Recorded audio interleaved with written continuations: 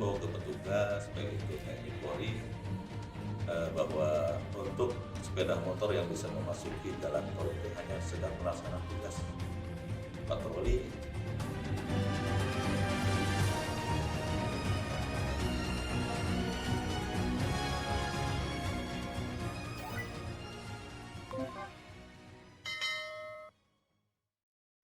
Halo Sobat Kompolnas, masih bersama saya Flamanda Tampomuri dan Dirgakum Korlantas Polri, Bapak Brigjen Pol Dr. Andes Aan Suhanan MSI.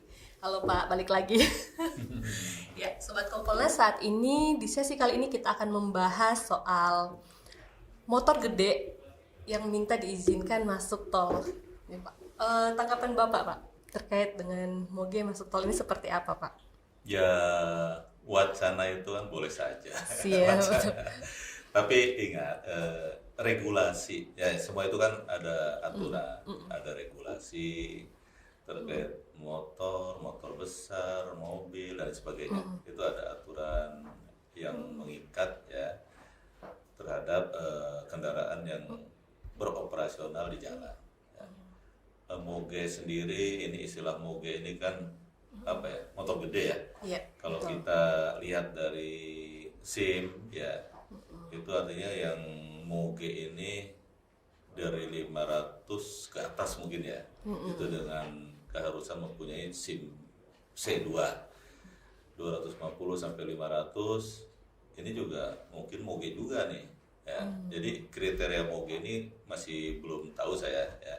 Tapi kalau kita lihat aturan yang ada di Perpol kita, dilihat dari penerbitan SIM itu dari 0 sampai 250 itu SIM C, SIM C1 itu 250 sampai 500 cc, 500 ke atas itu yang C2. Nah ini kategori yang mana mungkin nih? Mungkin yang 500 ke atas atau 250 sampai 500 ini kita masih belum tahu ya. Tapi tentu aturan yang ada saat ini terhadap kendaraan bermotor roda 2 ya. Iya. Itu kan kategorinya roda 2 Iya, mungkin motor itu. gede, iya. Ya. Nah, saat ini regulasi kita membatasi ya, membatasi kendaraan yang boleh beroperasi di jalan tol atau jalan berbayar ini roda 4 atau lebih. Artinya kendaraan bermotor roda 2 ini regulasi kita belum mengizinkan itu. Tidak Ya, mengizinkan. Kenapa Pak? Soalnya di luar negeri pun moge kayaknya bisa ada yang bisa masuk tol Pak. Bagaimana dengan betul, Indonesia? kalau di luar memang ada ya, ada beberapa negara yang membolehkan dengan itu tadi batasan cc. Kalau di luar itu kalau nggak salah di Eropa itu 700 cc ya. Itu kan semua punya aturan. Di sana punya aturan, di Belanda punya aturan, di Eropa punya aturan, di Indonesia juga punya aturan. Ya. Kalau tanya kenapa, ya tentu mungkin para pembuat undang-undang tadi ingin melindungi masyarakatnya, warga negaranya, ya, sehingga dia tidak tertimpa kecelakaan, ya. Karena kan jalan tol itu jalan bebas hambatan, kecepatan minimal pun diatur di situ, kecepatan maksimal pun diatur. Nah, mungkin lebih ke untuk keselamatan aja mungkin ya, saya tidak tahu ya. Tapi data di kita nih, Pak, data di kita mungkin masyarakat juga perlu tahu nih, data kecelakaan di kita ya, tahun 2022 ini 80% kendaraan yang terlibat adalah kendaraan roda 2. Cukup besar ya Pak? Cukup besar. Jadi 80. separuh lebih Iya. ya, separuh lebih kecelakaan yang terjadi di Indonesia itu melibatkan kendaraan roda 2. Nah, sekarang kategori tadi motor itu kan roda 2 ya. Itu mungkin untuk keselamatan ya. Kalau dibilang misalnya moge tidak diizinkan masuk tol untuk menjaga salah satu alasannya untuk menjaga keselamatan. Iya. Memangnya seperti apa Pak kerawanan-kerawanan yang ada di jalan tol dan bagaimana resiko apabila moge ini diizinkan masuk tol Pak? Nah, saya tidak bisa berandai-andai ya. Tidak bisa berandai-andai, tapi dari data kita ya, kita nggak ngomong moge ya, ngomong sepeda motor lah ya, roda 2. Data kita menunjukkan bahwa kendaraan yang terlibat kecelakaan ini adalah roda 2. Ya. Itu yang pertama. Yang kedua, seperti kita tahu ya, perilaku masyarakat kita dalam berlalu lintas, berkendaraan ini masih sangat memprihatinkan. Ya, sangat memprihatinkan. Ya. Kita tahu masih kalau motor ini masih kalau ada antrian itu masih slip ya di tengah jalan, di tengah antara kendaraan gitu ya Pak. Kalau di luar negeri ya yang membolehkan roda 2 terutama yang 700 cc ke atas ya, yang satu itu memang ada aturan juga, dia tidak boleh ada di antara kendaraan tersebut. Kalau berhenti ya dia harus ada di belakang. Ya, kalau dia mendahului ya mendahului seperti mobil, jadi memposisikan diri seperti kendaraan roda 4 itu moge itu. Kalau di luar ya lebih disiplin kali Pak. Apa? Ya bisa bilang seperti itu, lebih patuh mungkin ya. Iya. Lebih patuh. Ya. Jadi mungkin ini kemungkinan. Saya nggak bisa berandai-andai ya. Kemungkinan seperti itu. Para pembuat undang-undang kita lebih melihat untuk keselamatan ya dalam berlalu lintas. Nah, namun apakah ada peluang Pak moge ini diizinkan? Ya, kalau regulasinya berubah, kalau kita kan tetap mengikuti regulasi yang ada. Ya. Kalau nanti regulasinya dirubah, motor besar itu boleh dengan aturan sekian cc ke atas boleh masuk tol. Ya, kita sih siap saja menerima itu, menegakkan hukum itu gitu loh, melayani itu. Itu kalau regulasinya berubah, kita siap. Tapi kita punya contoh loh, ya, contoh bagus ini di Bali. Ya, pernah ke Bali kan? Pernah Pak. Motor bisa masuk tol. Oh iya. Itu Sepeda satu-satunya tol di Indonesia yang moge bisa masuk tol apa gimana? Motor apa aja bisa masuk tol. Hanya di Bali 100 cc. atau hanya di Bali? Hanya di Bali. Artinya pengelola jalan tol tuh menyiapkan jalur tol. Jadi khusus untuk sepeda motor. Itu mungkin bisa jadi referensi ya buat pemerintah atau pengelola jalan tol membuat jalur khusus tol untuk roda 2. Harus terpisah gitu Pak, jalur mobil sama motor. Enggak, ini saya mencontohkan di Bali. Iya. Di Bali. Karena dengan terpisah itu kan bisa menghindari tadi ya, kecelakaan. Ya. Karena logikanya kan kalau yang besar sama yang kecil pasti yang kalah yang kecil. Mobil sama motor mesti yang kalah motor.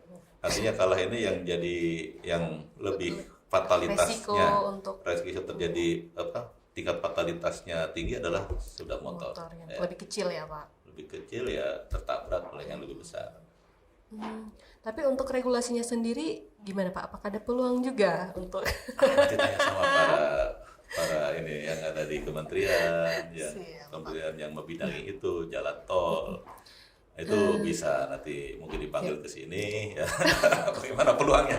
Jadi kita nih dihilir Pak, kita dihilir ya untuk penegakan hukum nanti. Kalau itu diberlakukan ya kita mau tidak mau untuk bisa menekan hukum saja dengan rambu-rambu nanti yang ada di situ di aturan itu.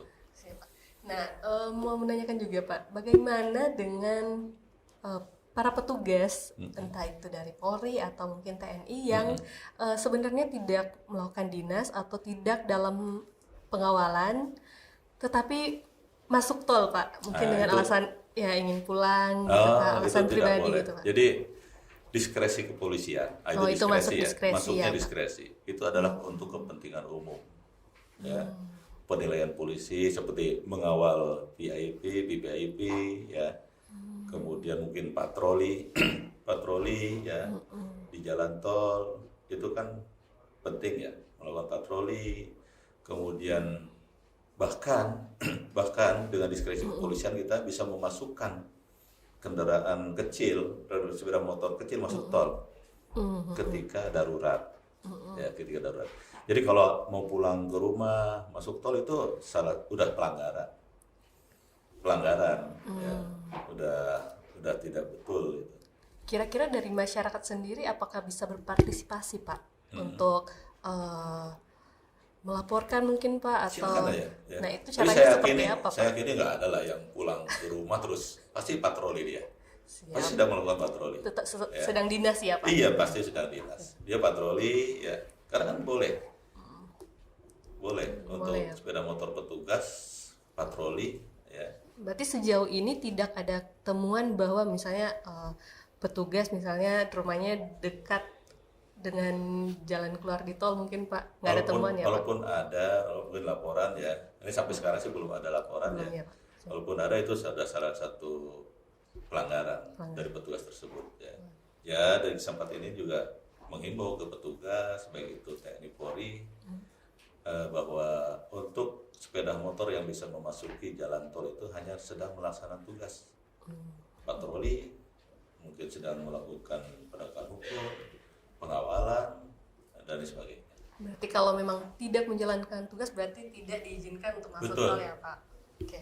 Nah mungkin harapan dan masukan Bapak terkait dengan untuk para pengguna moge seperti apa Pak? Harapannya ya tertib lalu lintas. Tertib lalu lintas. Tidak ada diskriminasi. Artinya semua peraturan berlaku secara umum ya. Untuk moge, untuk non moge itu aturan lalu lintas sama. Ya. Dan mungkin terakhir untuk saran bagi klub otomotif nih Pak yang tadinya minta izin untuk masuk tol Pak. Saran dari Bapak. Ya kita nih dihilir ya. Dihilir ya. Jadi kapasitas saya ini nanti kalau udah ada regulasi ya kita taat pada regulasi yang ada.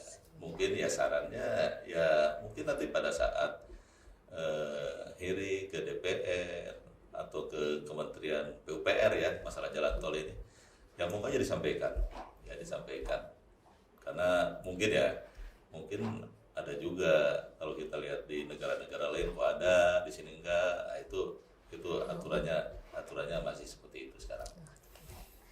Ya, demikianlah Sobat Kompolnas sesi kita kali ini bersama Bapak Brigjen Pol Dr. Randes Aan Suhanan MSI selaku Dirgakum Korlantas Polri. Dan jangan lupa terus update video-video lainnya di Kompolnas Channel, di YouTube ataupun di medsos lainnya. Dan jangan lupa share video ini, like, komen, dan juga aktifkan notifikasinya. Saya Flamanda Tampomuri dan narasumber kita pada hari ini Bapak Dr. Randes Aan Suhanan MSI, mohon undur diri dan sampai jumpa.